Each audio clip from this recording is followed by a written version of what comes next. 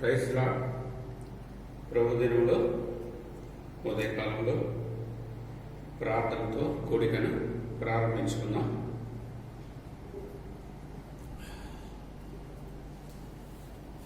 ప్రేమ కలిగిన తండ్రి, దయ కలిగిన మా ప్రభువా యేసుక్రీస్తు వారి పరిశుద్ధ నామములో పరిశుద్ధ సన్నిధిలో మీకు సన్నిధిలో సాగిపడి మేము స్తుతిస్తున్నాం నాయన. తండ్రి, నీ రక్తం చేత కొనబడిన ప్రజలుగా నీ సన్నిధి చేరుతుండగా సహాయం చేయండి ప్రభా. అందరూ సమాజంగా కూడలేని పరిస్థితుల్లో తండ్రి కొద్ది మందిగా నీ సన్నిధికి వస్తున్నాం. ఆన్లైన్ పరిచయం చేయడానికి తండ్రి సన్నిధికి వస్తున్నాం. నీ ఇంటిలో నీ నింపు రాజు పెట్టడానికి మేము నీ సన్నిధికి వస్తున్నాం. సహాయం చేయండి, నీ కృప దయచేయండి, నీ సన్నిధిని ఉంచండి, నీ ఆత్మను ఉంచండి, నీ అగ్నిని ఉంచండి, నీ కార్యాన్ని జరిగించండి. దేవాదేవుడు దహించాగ్ని కలిగిన దేవుడు, మమ్మల్ని ప్రేమించావు, మా కోసం ప్రాణించావు, చిన్న సమస్తం దారపోసుకున్నావు తండ్రి. ఎందుకు పనికిరాని మానవుల కోసం ఎంతగా చేశావు, నీకేం చెల్లించగలదు. ఆరులో మీరు నిలబెట్టిన దీపస్తంభాన్ని సాక్ష్యాన్ని మీరు కాపాడుతున్నావు, మీరు భద్రపరుస్తున్నారు. నీ ప్రజలు నీ రక్తం చేత విడుదల చేయబడిన వారు. అనేక సార్లు మేము ఎన్నో కొరతలు పదవులు కలిగినప్పటికీ నూతన పరుస్తూ శుద్ధీకరిస్తూ సరిచేస్తూ నిన్ను మహిమపరిచే గుంపులో చేరుస్తున్నావు. నీ పొందిన నీ ప్రజలందరినీ కాపాడి కుటుంబాలుగా కూడుకుని ఆరాధించడానికి సిద్ధపడే వారిని కూడా ఆయుధపరచండి, మహిమ పొందండి.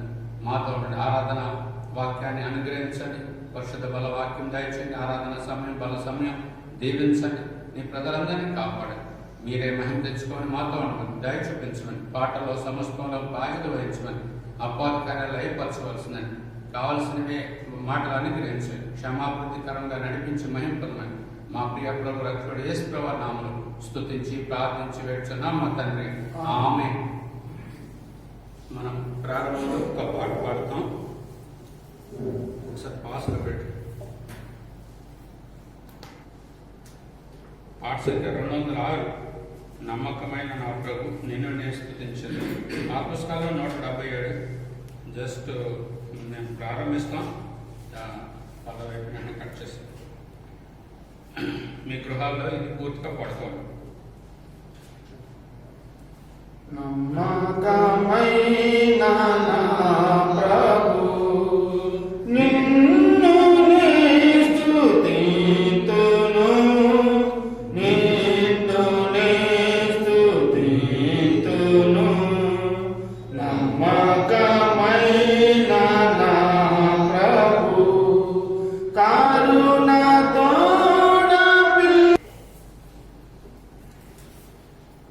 ప్రారంభంలో ప్రార్థన చేద్దాం. ప్రేమ కలిగిన తండ్రి, మరొకసారి మీ పాత సన్నిధికి వస్తున్నాం. నమ్మకమైన దేవుడు నాయన తండ్రి, మమ్మల్ని నడిపించగలిగిన దేవుడు మీరు ఒక్కరే. మీకు వందనాలు నాయన. ఇమానుయేలు దేవుడు, మరొకసారి ఈ సమయంలో ఈ బలిపెట్ట దగ్గర ఉన్నప్పుడు నగ్గుతో 4 తాకండి, కాల్చండి, పరిశుద్ధపరచండి. నీ యొక్క రక్తపక్షం నన్ను నీ ప్రజలను పరిశుద్ధి చేయండి. నీ వాక్కును దయచేయండి, నీ ఆత్మను ఉంచండి, నీ యుక్తంగా ఆరాధించడానికి సహాయపడండి. యేసు ప్రభు నామమున స్తుతించి ప్రార్థిస్తున్నాం మా తండ్రి, ఆమేన్. దేవుని వాక్యంలో వచ్చి నిర్గమకాండం 19వ అధ్యాయం 3 వచనాలు. నిర్గమకాండం 19వ అధ్యాయం 4, 5, 6 వచనాలు అందరం కలిసి చదువుదాం. నేను ఐగుప్తీయులకు ఏమి చేసిద్దునో మిమ్మల్ని గ్రద్దరెక్కల మీద మోసి నా యొద్దకు మిమ్మల్ని నెట్లు చేర్చుకొంటినో మీరు చూచితిరి. కాగా మీరు నా మాట శ్రద్ధగా విని నా నిబంధన అనుసరించి నడిచిన ఎడల మీరు సమస్త దేశంలో నాకు స్వకీయ సామ్రాజ్యం అవుదురు. సమస్త భూమియు నాదే కదా. మీరు నాకు యాజక రూపమైన రాజ్యంగాను పరిశుద్ధమైన జనంగాను ఉందిరని చెప్పుము. ఈ విషయాలతో పలకవలసిన మాట ఇవే అని చెప్పగా ప్రభువు తన వాక్యాన్ని ఆశీర్వదించి మనతో మాట్లాడగాక. ఇక్కడ మనం చూసేది ఒకే ఒక్క చిన్న మాట. దేవాదేవుడు ఐగుప్తులో నుంచి వారిని విడిపించి గద్దెరెక్కల మీద మోసుకుని వచ్చి ఆయన చెప్తున్నాడు, నా స్వకీయ 5వ వచనంలో చివరిలో ఉంది, మీరు సమస్త జనములో నాకు స్వకీయ సాంపాద్యమోదురు. స్వకీయ సాంపాద్యం అంచేత పెక్యులర్ ట్రెజర్ అని ఇంగ్లీష్లో ఉంటుంది. అది దాన్ని ఎవరి గురించి, యాకోబు సంతతి గురించి చెప్తున్నాడు. అంటే దేవుని ప్రజలు అంచేత ఈ మాట ఎట్లా చూస్తామంటే స్వకీయ సాంపాద్యము, స్వకీయ ప్రజలు, తర్వాత ఇంకొక మాట అంటే నా స్వాస్యం, అంటే యాకోబే ఆయనకు స్వాస్యంగా, ఆయనకు ట్రెజర్గా, ఒక ధననిధిగా. చూడండి, ఒక వ్యక్తి తను ఎంతో కష్టపడి ప్రయాసపడి సంపాదించుకుని సిద్ధం చేసుకుని దాని మీద తన మనసు పెడతాడు, దానికోసం ఎంతో కష్టపడతాడు.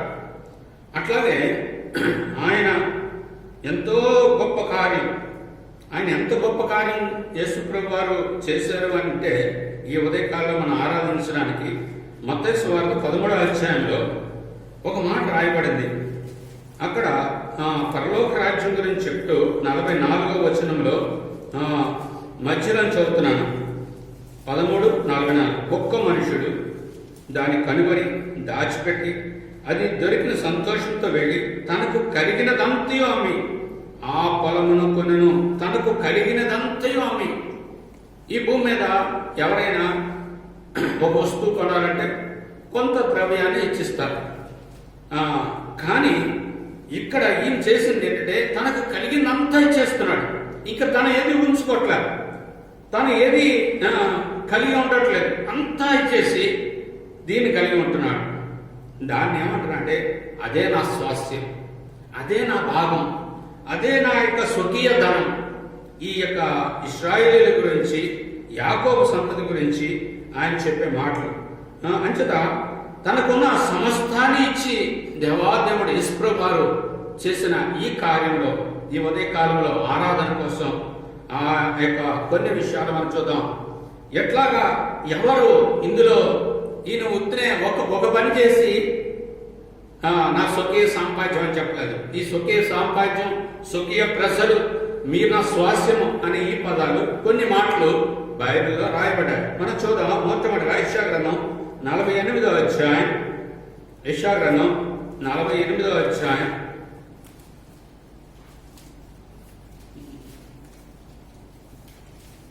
యెషయా గ్రంథం 43వ అధ్యాయం మొదటి వచనం.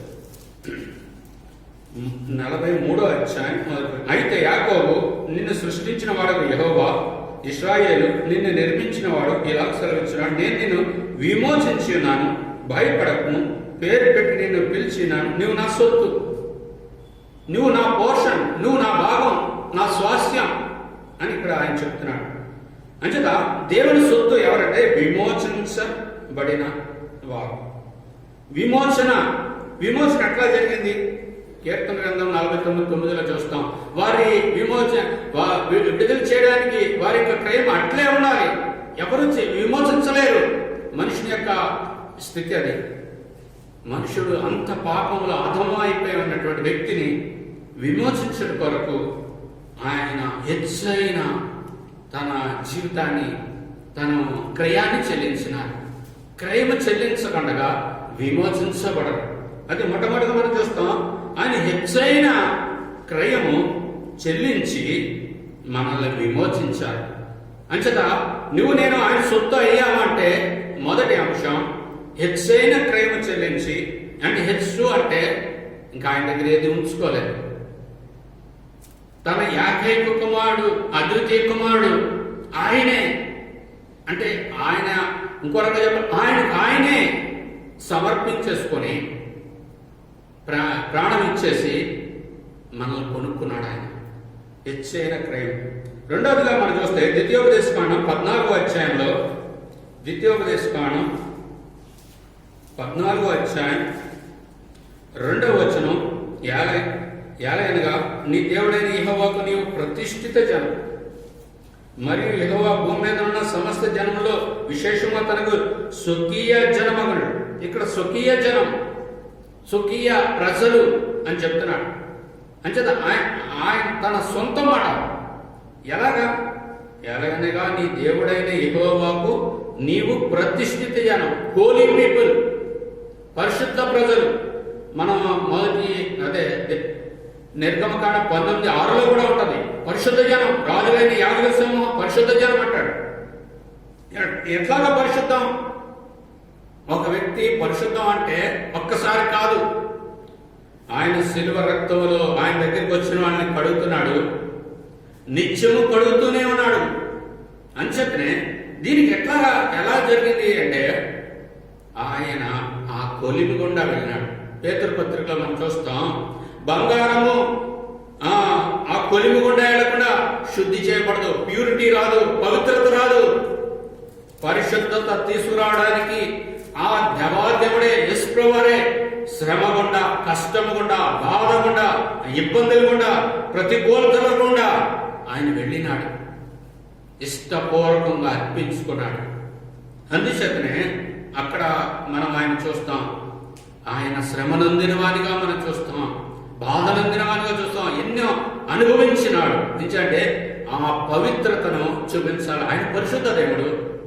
ఆయన ఈ భూమి మీదకి వచ్చి దేవుని కార్యాలు చేస్తూ ఎక్కడ పాపం కానీ ఏది కానీ లేదు. పరిశుద్ధుడు, పాపం ఎరుగడు, చేయడు, తెలియదు.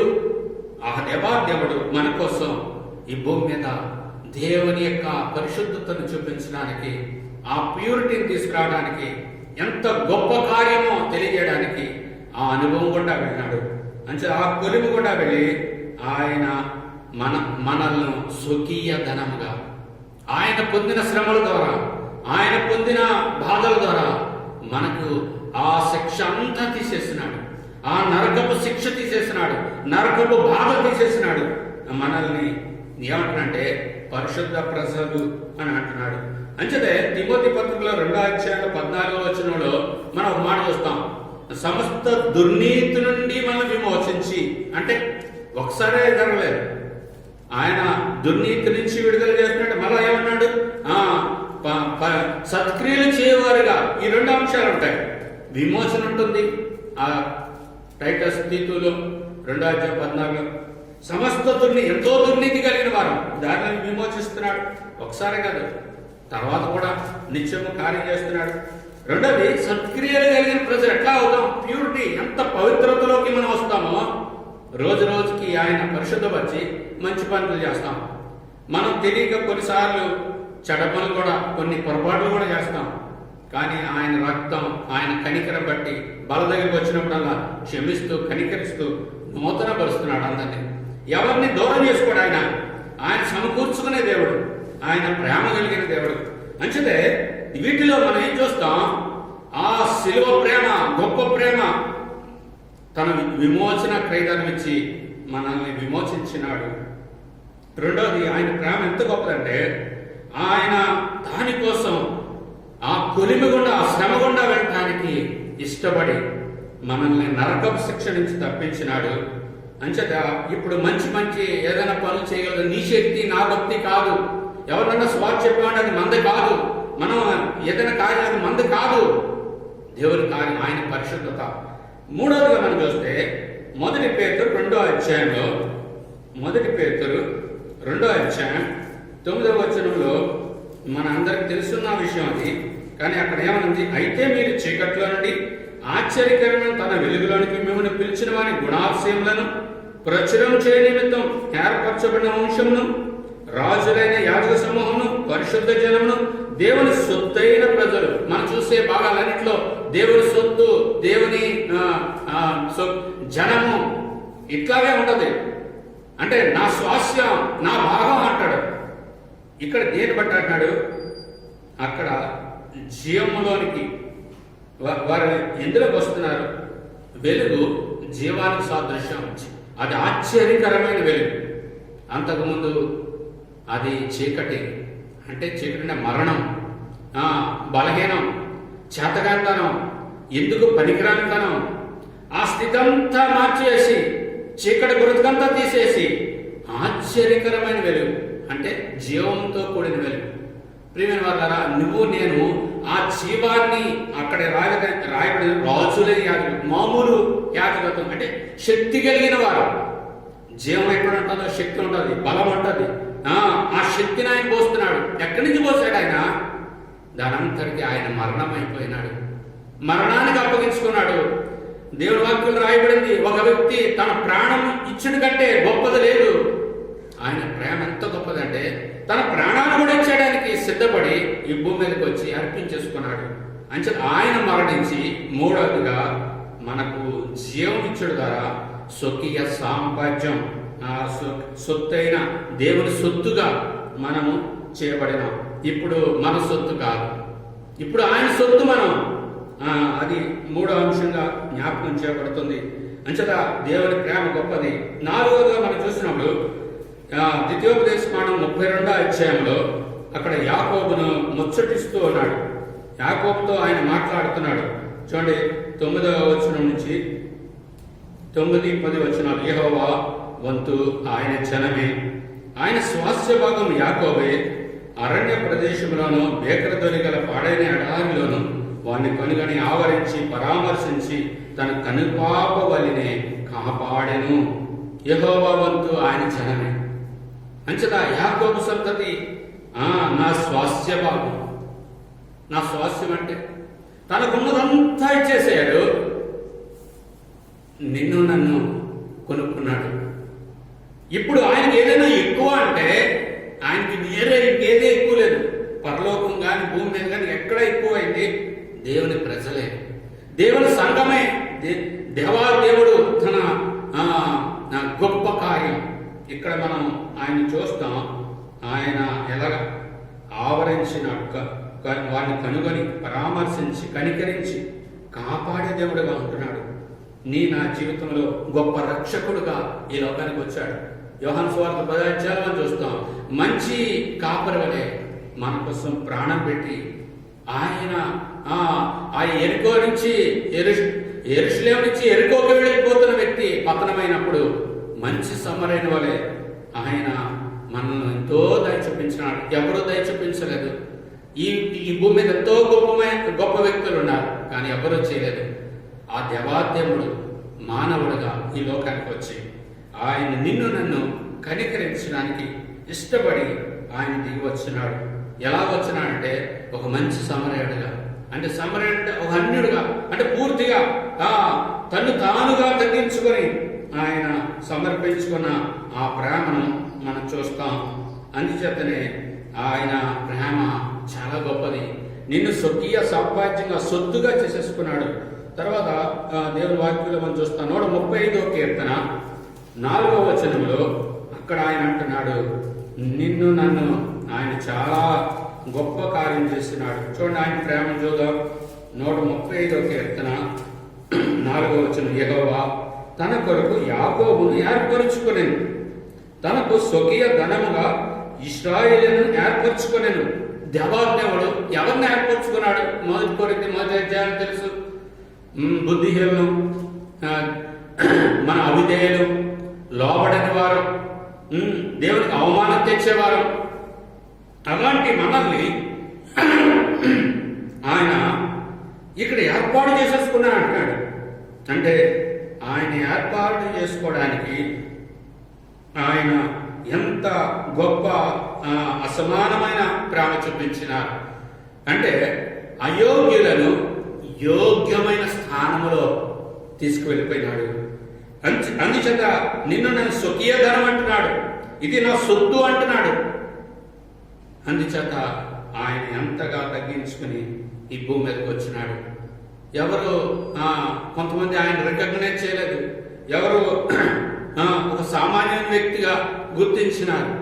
కానీ వారు ఎవరు ఏమనుకున్నా ఆయన వచ్చిన ఉద్దేశం ఆయన జీవితంలో నెరవేర్చబడటానికి ముందుకు వెళ్ళిపోయినాడు. అందుచేతనే ఆయన తనకు కలిగిందంతా ఇచ్చివేసినాడు. ఆరోగ్యంగా మనం చూస్తే ద్వితీయోపదేశకాండం 26వ అధ్యాయం 18వ వచనం. 26వ అధ్యాయం 18వ వచనం. మరియు యెహోవా నీతో చెప్పినట్లు నీవే తనకు స్వకీయ జనమై ఉండి తన ఆజ్ఞలన్నింటినీ గైకొందువనియు. ఎవరు స్వకీయ జనంగా చేయబడుతున్నారో వారు ఆజ్ఞలు గైకొనేవారుగా ఉంటారు. మనం చదివిన నిర్గమకాండం 19వ అధ్యాయం 5వ వచనంలో నా మాట విని నా నిబంధన గైకుంటే స్వకీయ జనం అంటాడు. అంటే దాని అర్థం ఏంటంటే ఆయన ప్రజలు ఇప్పుడు మాట వినేవారు. భూమి మీద ఏ మనుషుడు మాట వినడు. దేవుని వాక్యంలో రాయబడింది, నేను మీకు దేవుడను, మీరు నా ప్రజలు, నేను తండ్రిని, మీరు కుమారులు కుమార్తెలు అంటాడు. ఎప్పుడవుతుంది? ఆయన కార్యం మన జీవితాల్లో అర్థం చేసుకున్నప్పుడు, విధేయతలోకి వచ్చినప్పుడు. అంశలు అది నేర్పించడానికి ఆయన సమస్త ఘనతను, మహిమను, ప్రభావాన్ని, ఆ యొక్క సింహాసనాన్ని అన్నీ విడిచిపెట్టి మానవుడిగా కాదు, దాసుడిగా, మానవుడి కంటే తక్కువ దాసుడిగా చేసుకొని దీనుడిగా ఈ లోకంలో మన కోసం శిలువ మరణం పొందినాడు. ఇంత దీనత్వం చూపించిన కారణం చేతనే ఈరోజు నువ్వు నేను ఆ దేవునికి ఎట్లా లోబడాలో అది మనం నేర్పించబడుతున్నాం. ఆయన క్రీస్తు యొక్క మనస్సును మన హృదయాల్లోకి ఆయన తీసుకొచ్చి ఇప్పుడు మనం ఆయన స్వకీయమైన ప్రజలుగా, ఎందుకంటే మాట వినేవారుగా ఆయన సిద్ధం చేస్తున్నాడు. అంచేత మరలా చివరిగా చూస్తే నిర్గమకాండం 19వ అధ్యాయం మనం చదివిన మాటలో ఆ మాటను మనం చూస్తాం. ఏమనుంది? 5వ వచనం, కాగా మీరు నా మాట శ్రద్ధగా విని నా నిబంధన అనుసరించి నడిచినగా మీరు సమస్త దేశ జనములలో నాకు స్వకీయ సామ్రాజ్యమగుదురు. ఇది ఏమి జ్ఞాపకం చేస్తుందంటే మొసాయిక్ కవర్నెంట్ అంటారు, మోషే యొక్క నిబంధన. ఈ మోషే యొక్క నిబంధనలో మన జీవితాల్లో పరిపూర్ణమైన కార్యాన్ని అనుభవించాం. ఆ ఇది ధర్మశాస్త్రం. ఈ భూమి మీద ఉన్న చట్టాలన్నీ ఇందులోంచి వచ్చినాయి. ఎలా ఉండాలి, ఎలా చేయాలి అని చెప్పబడింది. కానీ ఎవ్వరూ కూడా పూర్తిగా దీన్ని అనుసరించలేదు. ఒక్క యేసు ప్రభు వారు ఈ భూమి మీదకి వచ్చి ఆయన ఒక్కరే ఈ ఆజ్ఞలన్నీ నెరవేర్చినారు. అందుచేత ఆయన ఏం చేసినారంటే, ఇక్కడ రాయబడింది, మన నిబంధనలో దేవుని వాక్యం సత్యం, ఆ దేవుని వాక్యం నువ్వు నేను డైరెక్ట్ గా మనం చేయలేమని యేసు ప్రభు ఈ భూమి మీదకి వచ్చి ఈ 2 విషయాలు నెరవేర్చాడు. ఆ మాట విని నినడలా అన్నాడు. రెండో వెంటనే నిబంధన అన్నాడు. నిబంధన ఏం జ్ఞాపకం చేస్తుంది? నిబంధనలో ఎప్పుడు కూడా అక్కడ ఒక అగ్రిమెంట్ ఉంటుంది, మాట ఉంటుంది, మాట నెరవేర్చాలి. అంచేత ఈ 2 విషయాలు కలిపే 5వ వచనంలో మాట్లాడుతున్నాడు. మనం విడిగా చూసినా అంచేత మానవులుగా ఎవ్వరూ ఆయనకు మాటకు లోబడం, కానీ లోబడేటట్టుగా చేయడానికి ఆయన ఏం చేశాడంటే, ఆయన ఈ భూమి మీదకి వచ్చి ఇర్మియా గ్రంథంలో రాయబడింది, ఏప్రిల్ రాయబడిన పత్రిక 8వ అధ్యాయంలో రాయబడింది, క్రొత్త నిబంధన చేస్తున్నాడు. దాని అర్థం ఏంటంటే, పాత నిబంధన ఏ మనుషుడు, ఇశ్రాయేలీయులు కూడా నెరవేర్చలేకపోయినారు. అంతట అయితే విధానం, ప్రిన్సిపల్ అదే. అలాగైతే ఇప్పుడు కలిపే బైబిల్, కానీ అక్కడ వివరించబడింది. యేసు ప్రభు వారు ఇప్పుడు క్రొత్త నిబంధన ఇచ్చినారు. ఉద్దేశాలు ఏంటి? మనం మాట వినాలి, తర్వాత ఆయన నిబంధనలో నిలబడాలి. అది 7ది. అట్టివారు స్వకీయ జనం, స్వకీయ సామ్రాజ్యం. అంచేత ఇప్పుడు ఆయన ఏం చేసినాడంటే, ఈ భూమి మీదకి వచ్చి ఆ యొక్క ధర్మశాస్త్రం అంతా నెరవేర్చేసి పాత నిబంధన నుంచి అధిగమించి క్రొత్త నిబంధన ఇచ్చినాడు. అక్కడ ఏప్రిల్ పత్రిక 8వ అధ్యాయం స్పష్టంగా రాయబడుతుంది. అంచేత ఇప్పుడు ఎప్పుడైతే కొత్త నిబంధనలోకి వచ్చామో అక్కడ 2 విషయాలు ఉంటాయి. ఏమనంటది చూడండి ఒకసారి. ఏప్రిల్ 8వ ప్రాముఖ్యంగా 2 విషయాలు. ఒకటి, మన హృదయాల్లో ఆయన మాట రాస్తాను అన్నాడు. ఏప్రిల్ 8వ అధ్యాయం 10వ వచనంలో అక్కడ చెప్పినాడు. అంచేత వారి హృదయాల్లో ఇప్పుడు నా మాటలు రాయడం అది వదిలి. తర్వాత ఇంకోటి ఏంటంటే 12వ వచనం, నేను వారి దోషముల విషయమే దయగలిగి వారి పాపములు ఇక్కడ ఎన్నడూ జ్ఞాపకం చేసుకున్నాను. కొత్త నిబంధనలో క్షమాపణ ఉంది, క్షమించేస్తున్నాడు. ఏంటంటే ఆయన ఒకే ఒక్క బలి, సారిసారికి బలులు కాదు. ఆ బలి ఆ ఒక్క విషయం కొరకే, కానీ మరలా తప్పు చేస్తే మరలా బలులు కావాల్సి వచ్చింది. కానీ ఇప్పుడు అలా కాదు, సంపూర్ణమైన బలి, పరిపూర్ణమైన బలి, మన జీవితాన్ని అంతటికి నిత్యత్వాన్ని నడిపించేంత సరిపోయి ఏకైక బలి యేసు ప్రభువు చెల్లించి ఇప్పుడు క్షమిస్తున్నాడు. అందుచేతే ఈ కొత్త నిబంధనలో మత్తయి సువార్త 26వ అధ్యాయంలో మనం చూస్తాం, ఆయన పాత్ర పట్టుకొని ఇది నా క్రొత్త నిబంధన. ఏంట క్రొత్త నిబంధన? ఆయన చిందించిన రక్తం క్రొత్త నిబంధనలో తీసుకెళ్ళింది. నువ్వు స్వకీయ సామ్రాజ్యంగా ఉండడానికి మూలమైన కారణం నిబంధనలో తీసుకొచ్చాడు. అది పాత నిబంధన కాదు. అక్కడ మొజాయిక్ కవర్నెంట్ అక్కడ మోషేతో మాట్లాడుతున్నాడు. కానీ మోషే కూడా 24వ అధ్యాయం నిర్గమకాండంలో అక్కడ కూడా నిబంధన రక్తాన్ని వాడినాడు. అంచదా అది సెకండ్ టాప్ లో చూద్దాం. అంచదా ఇక్కడ ఏంటంటే నిబంధనకి ఎప్పుడు కూడా రక్తం కావాలి. ఆ రక్తాన్ని, పరిశుద్ధ రక్తాన్ని యేసు ప్రభువు వారు చిందించారు.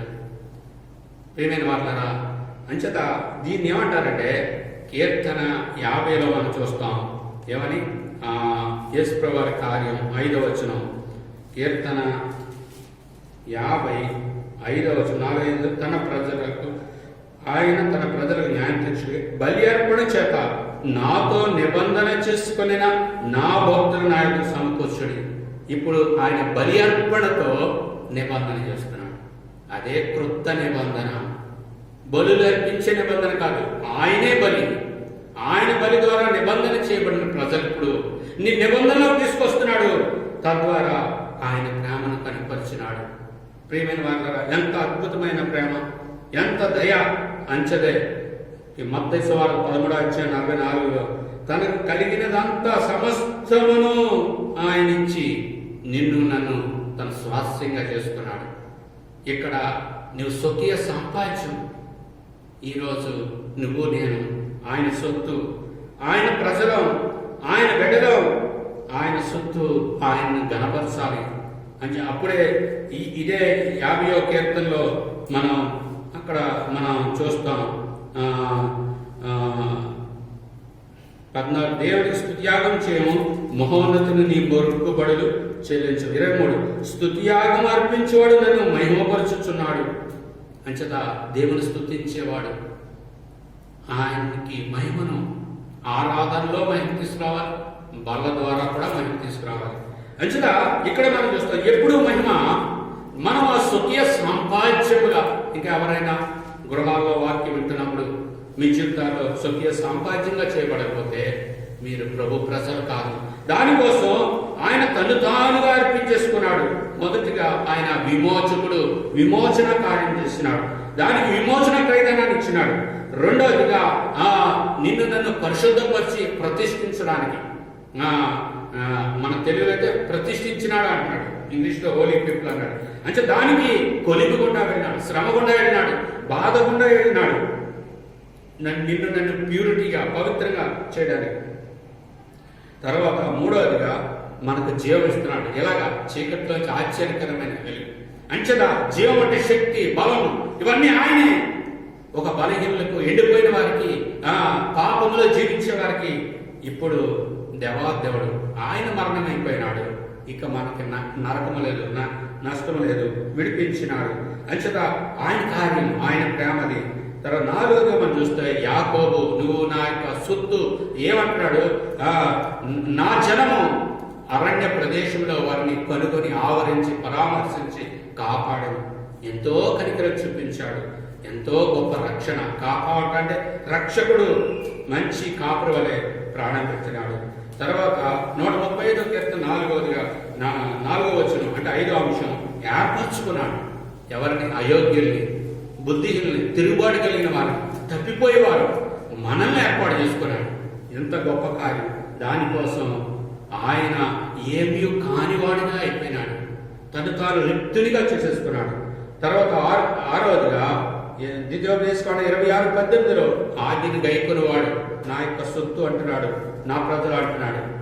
అంచేత ఆజ్ఞలు ఎవరు గైకుంటారు? మన మాట వినాం. అంచేత ఆయన సాధువుగా, దీనుడుగా తగ్గించుకుని తండ్రి యొక్క ప్రేమను చూపించినాడు.